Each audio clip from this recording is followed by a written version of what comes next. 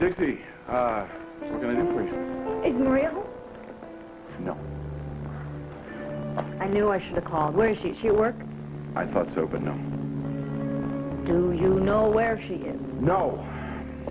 I'm sorry. I have a pretty good idea where she is. She's somewhere private with your long-lost brother, and I'm going to find out for sure.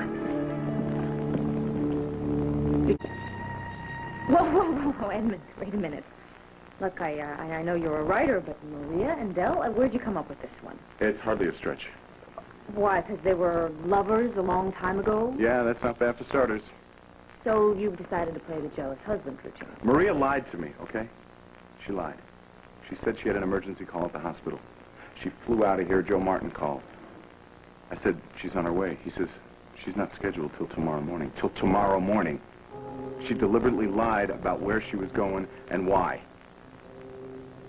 Well, that's not like her, is it? No, that's not like her. Since Dell's come to town, she's been lying to cover up their affair. Now, wait a minute. Dell came to town to find me. He didn't know that Maria was here. What do you think? This is just some noble search for his sister? That's his only motive? Look, I can't say that I know Dell real well, but I've been getting to see glimmers of the real Dell, and he seems like Oh, what glimmers is that? The lost and lonely sibling? Or the sleazy drifter who is after my sister-in-law? Now, he came here with a plan, you understand? And it involves a lot more than making up for lost time with you. He's after something, and he wants my wife, and I'm going to put a stop to it. You don't. You are not going anywhere.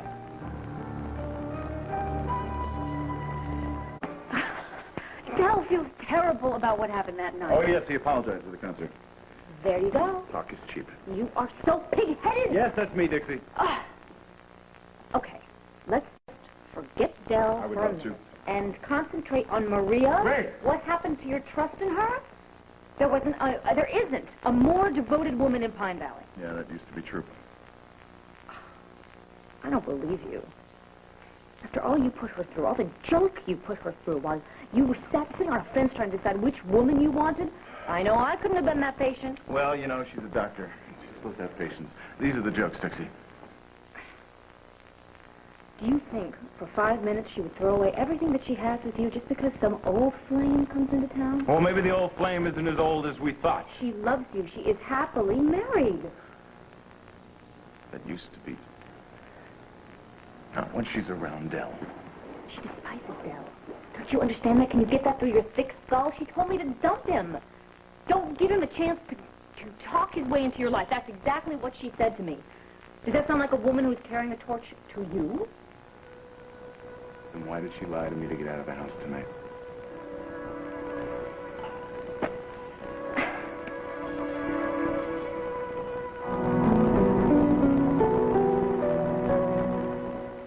You've been in dialysis for a while. Long enough to hate it. Long enough. Look, who knows why Maria lied? Can you say that you've never lied to her? I had my reasons. Okay, and Maria doesn't. Give me a break.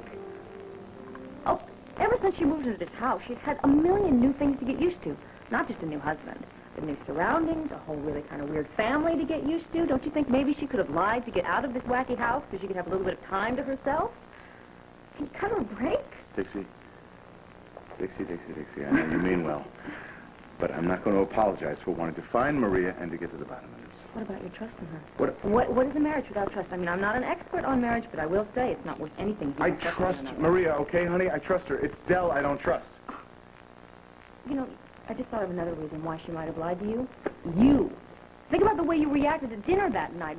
Maybe she didn't tell you because she didn't want you to freak out. If that's what she's trying to do, she's going about this all wrong.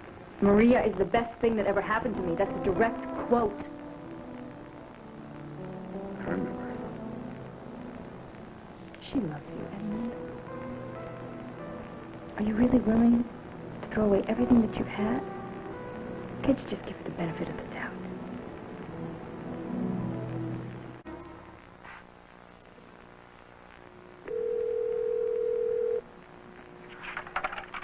Hello? Señora Dixie? Rosalie? Sí. How are you? Is anything wrong?